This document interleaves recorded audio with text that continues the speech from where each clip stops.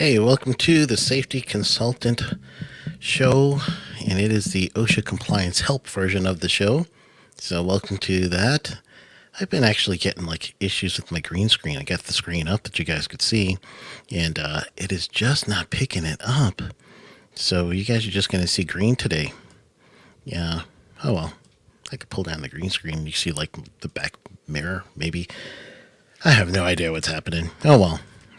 So I'm just going to go ahead with my green and going to answer any of your OSHA compliance help questions.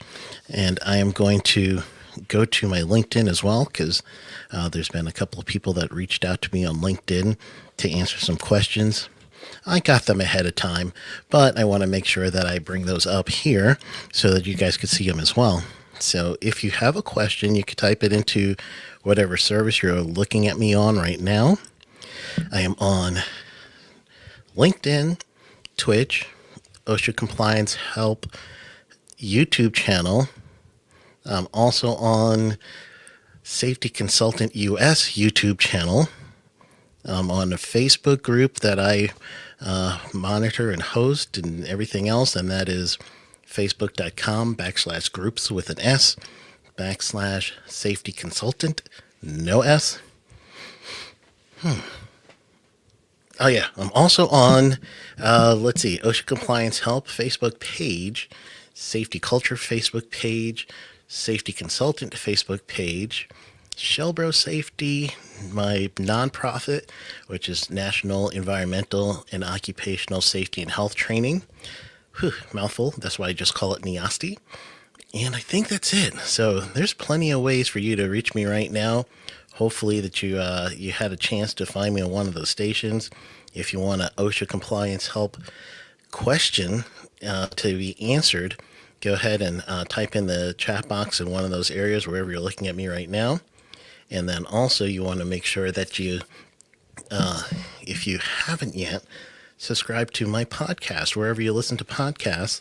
Go ahead and subscribe to that so that you have a good chance of hearing the podcast and being able to, and it's not only for safety consultants, even though the podcast is called Safety Consultants, and you're also going to have a good chance to answer, ask, get help in any way you can.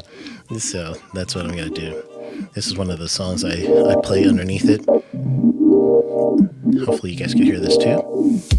This is the only song on my podcast that I didn't write. I got this one from Jay Allen from the Safety FM network, Safety FM Plus video on demand service, and all the other stuff that he's on. So I got this one from him. Other than that, every other song that you hear on my radio is me. So let's go through some of the questions that I had people send me on LinkedIn and a few other areas. So here's one question that somebody asked. If and how active listening and three-way communication required by OSHA? So they really want to know is three-way communication required by OSHA? So if you haven't heard what three-way communication is, it's basically, let's say in your process safety field, and now you need to turn a critical valve in order to change flow from one pipe to the next. You would actually have to communicate with whoever's monitoring the system. Usually it's on a supervisory control and data acquisition system called SCADA, SCADA. So you talk to the person in the SCADA system, or you talk to the mechanic and you say, okay, I'm at tank number 1, effluent valve, and I'm going to close this thing. So the person will say, all right, tank number 1, effluent valve, we are going to close that effluent valve. Then you repeat, yes, tank number 1, I'm at the effluent valve, let's close this. And then you proceed to close it. So now 3 times you've all agreed, tank number 1, effluent valve, you're closing it. So if you don't know about tanks, process tanks, influent goes into the tank, effluent leaves the tank. So you know that you're closing the discharge side. So let's say somehow you're supposed to be a tank number 2 instead of tank number 1, you actually would have had 3 opportunities for you to be corrected as to which tank you're supposed to be at. And if you're supposed to be in the influent valve versus the effluent valve, because if you're shutting off an effluent valve and this tank is still filling, you're going to get an overflow, or you're going to get some sort of back pressure that's going to blow a valve or something like that, and that's not going to be fun. So 3-way communication, that's what it means. So the question was, is that required by OSHA, the 3-way communication? And the answer for 3-way communication being required by OSHA is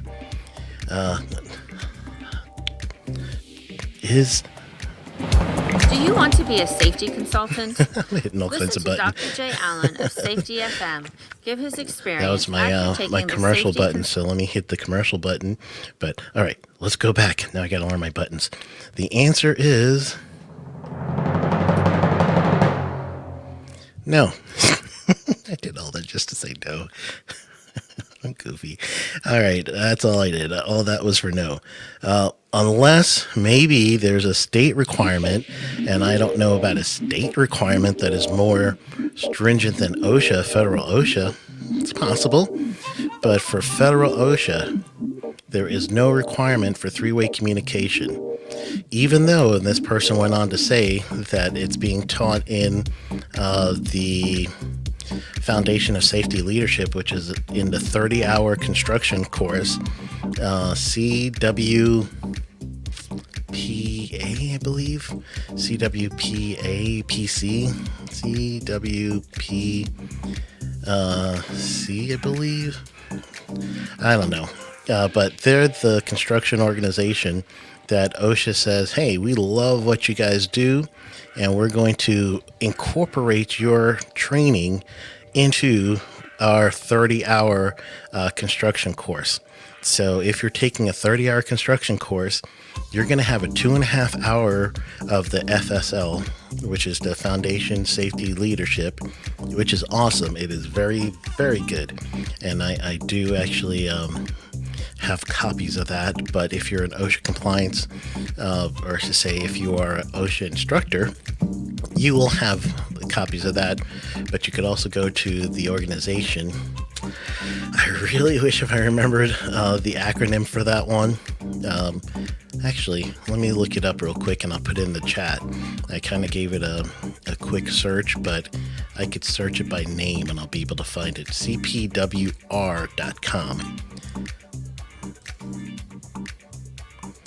So here you go. From my chat to yours, check the box. So once you check the box, you're going to see the Foundation of Leadership pop up. Hey, 1111, make a wish. So when you see that Foundation of Leadership pop up, follow that link. That's where this question originated from. So basically this individual is saying, hey, I've been taught this, or I'm about to teach it. Where is 3-way communication found in the standard? And it's not a requirement, even for process safety management. It's best practice, but it's not required, unless it might be a state plan that may have something like that. If it's a state plan, chances are it's Cal OSHA. Cal OSHA is like, Cal OSHA don't play. They definitely would be the ones that would do that. All right, so I'm going to see if there's another question here.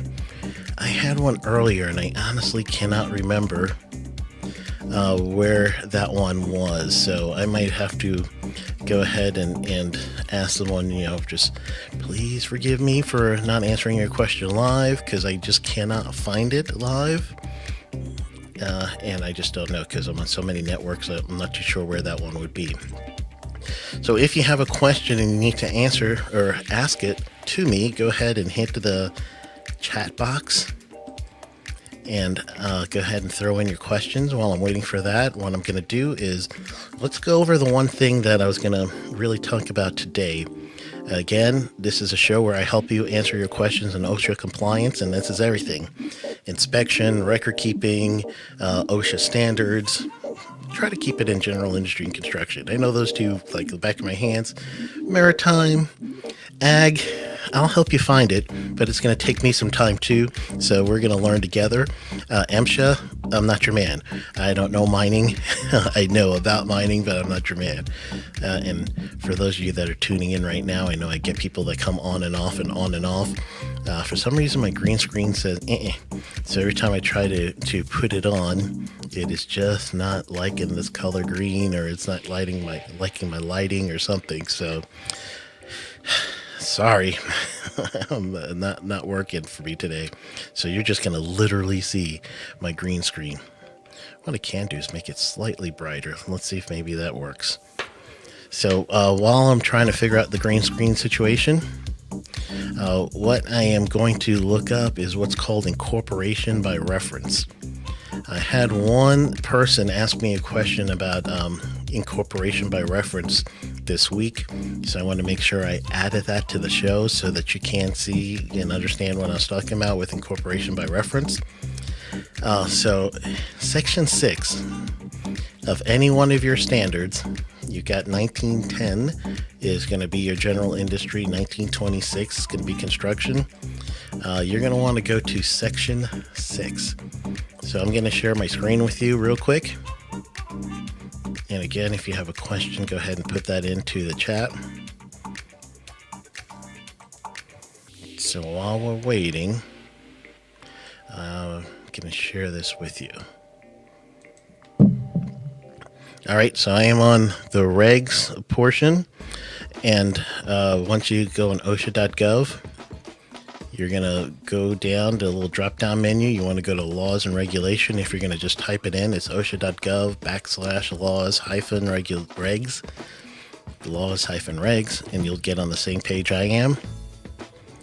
Go down to, let's just do general industry or construction. I'm going to show you general industry right now. It's going to be in subpart A. Just zoom in a little so you guys can see this better. And again, if you have a chat or a comment or anything else you need to add, go ahead and put that in the chat box. So if you're following along with me, you're going to go into subpart A, 1910. Scroll down to where you see incorporation by reference.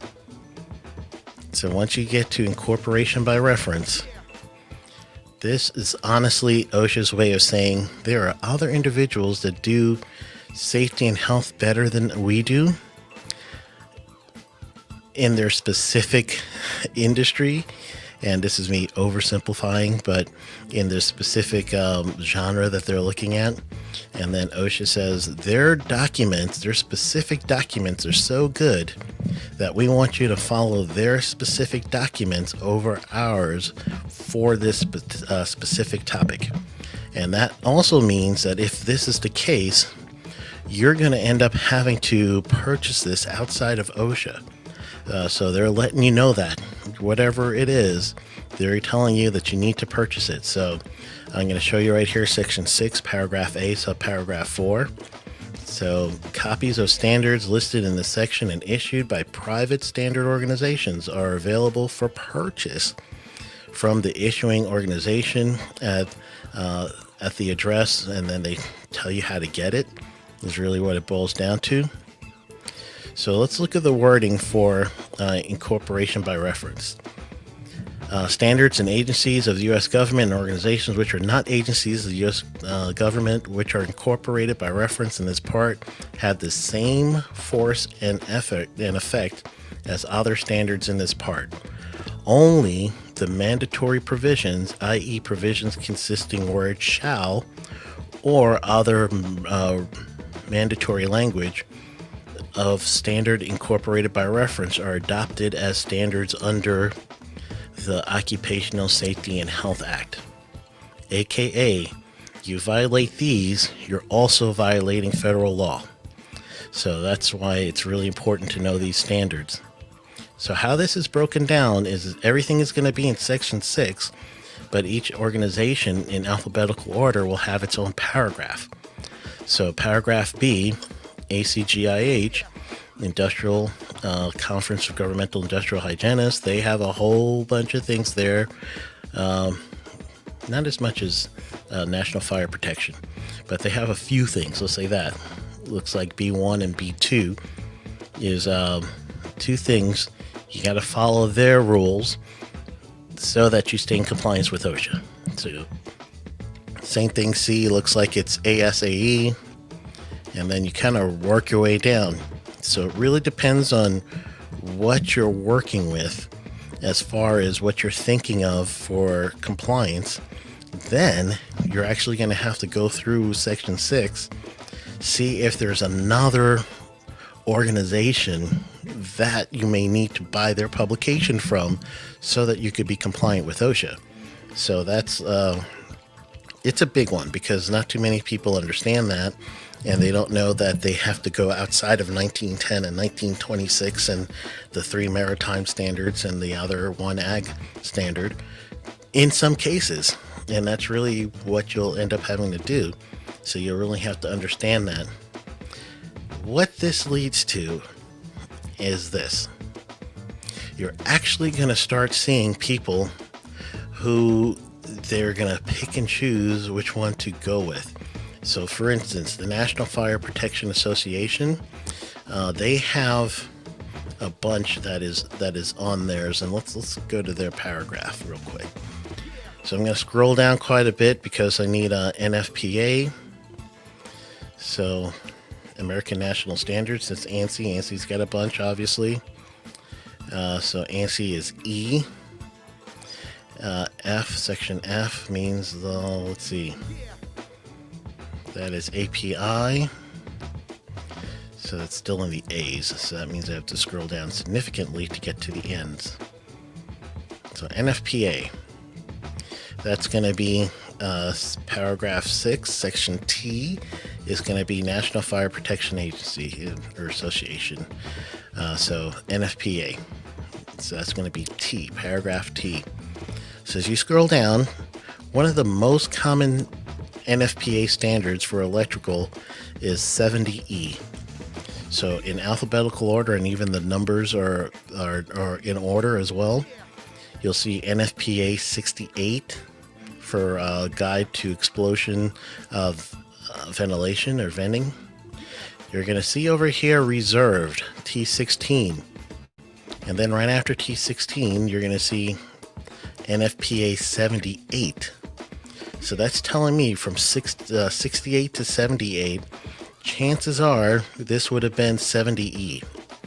70E is again a rider to subpart S in general industry and subpart K in construction. You would use those subparts tell you about electrical standards, and it gives you a whole breakdown of what you must do in electrical safety, and also how you're going to make your electrical components and your wiring and all that stuff, and hazardous conditions and all that. However, NFPA 70E shows you how to comply with OSHA's rules. So the two kind of go together. OSHA for some reason took out 70E from being incorporated by reference, and now it is only going to be pretty much a 5A1 violation is really what it boils down to. So in the 5A1 violation, I like to summarize 5A1 as, you know better. That's my summary for 5A1. You know better. And that's in the OSHA Act. So you would actually have to go to the OSHA Act. It's going to be Chapter 5, Paragraph A, Subparagraph 1. And in that tells you, as the employer, you have to make sure that you have an employment, that a place of employment that's free from known or recognized hazards that are likely to cause injury or illness or even death, or likely to cause injury, illness, or death. And that's right now, you're seeing this with the coronavirus. That's a lot with COVID-19. Truly, for OSHA to start regulating, and they need to. The regulations that they have now is pretty pitiful, dollar figure wise, and then also federal leadership wise, it's pretty bad. But I digress. So in 70E. Let's say it was back in that little spot I'm showing you where it says reserved, then if you're violating any of the chapters in 70E for NFPA electrical safety, how to work with electrical, then you would also be violating OSHA's rules at the same time. So truly that's how that would work out. Since it's not there anymore, you will get a 5A1 violation if you're not doing the actual recommendations of 70E. So they're not going to cite it altogether. So I have not done this. So let's see if I'm going to try to do this live, just for my knowledge. Let's see. So here's what I'm thinking. I'm going to scroll back up. Let's see if there's ever been a citation that we could find related to Section 6 here. I don't know. I haven't done this before, so let's go ahead and see. We'll find out together. So frequently cited standard is going to give you by your NAICS codes, but I want to do this one, industry profile by standard. So I'm going to type in 1910.6 for Section 6, put that in, and actually I do not see one for this year. So for the year October 2019 going to 2020, September 2020, has not been. So that's the fiscal year 2020. I wonder, I'm gonna keep that thought going for just another second more. And again, I'll keep checking the chat. If you do have a question for OSHA compliance, go ahead and put that in. If you need help with any of that stuff, I'm here to help you. That's what this show is for. I'll educate you on OSHA, but then also if you have a question, I'm going to help you with that too. And if you're coming in, I know I get people on and off coming in, and you see my green screen literally this time. I honestly don't know why. It's just not, the background is not picking it up today. Let's see. I'm going to do this one by a search. So just search inspection by NAICS code, but I believe there's also one for standard. Nope, I don't see that there. So let's go a search this way. And nope, that's going to be numbers. I'm looking for a keyword search. If I could do it through a keyword search, then that might be good. Ooh, you know what? I'm going to have to do the enforcement one with you guys later. We'll do that one later. I actually can't see a way of doing this right now unless I'm going to search pretty much searching by some sort of fatality or anything or high penalties. So that's the only way that I can find this search. So that means that it's going to be skewed already. So if I put it in the abstract as being incorporation by reference, it may show up or not. Incorporation by reference. So let's see. No searches. So I guess this just might be one of those things that they don't cite often. Is really what it boils down to over here. So as long as they're not citing it often, you know, hey, who might be able to get away with something? No, I shouldn't say that. I'm not telling you to get away with anything. That's not good. You want to be fair to all your workers, keep them safe, keep yourself safe. So I believe that could be it with the questions. I talked about incorporation by reference, which I want to make sure I touched. I touched on the question on LinkedIn. I know I'm forgetting, somebody wrote me a question somewhere else, and I honestly can't remember what network it was on that you wrote me. So if you do have a question and you're not on LinkedIn, or you feel like you have a longer question and you want to get a hold of me, the best way of doing it is Sheldon@SheldonPrimus.com. Come on, how easy is that one, right? Sheldon@SheldonPrimus.com. I got that one for you. That one's a pretty easy one. So before I go, I do want to share something with you guys. And this is it right here. Year after year after year, I hear people tell me that they do not want to pay large subscription fees or for memberships to be able to get access to content related to safety. So me and my friends here at Safety FM have come up with an idea called Safety FM Plus. This is a video streaming service that allows you to have some downloadable document content available readily wherever you are. You can go to the website safetyfmplus.com or go to the Apple Store app and download it for your iPhone, iPad, or even Apple TV. It's also available on Android and Android TV, Roku, and Fire TV. We want to be wherever you are. So to get you started, you can come to the website or download the apps as we just discussed. The other great portion about this is that if you sign up right now at safetyfmplus.com, you will get a downloadable version of Simple Revolutionary Acts, the first book by Dr. Todd Conklin, as part of your membership to get into this. So go right now to safetyfmplus.com to find out more information. That is safetyfmplus.com. Join the revolution. All right. Wasn't that cool? So Safety FM Plus, as I showed you guys while the commercial was going, I went on there, showed you what it looked like. It's awesome visually, but then also while you're looking at it, I showed you that I do have a OSHA compliance help show. I guess it's a show maybe on there.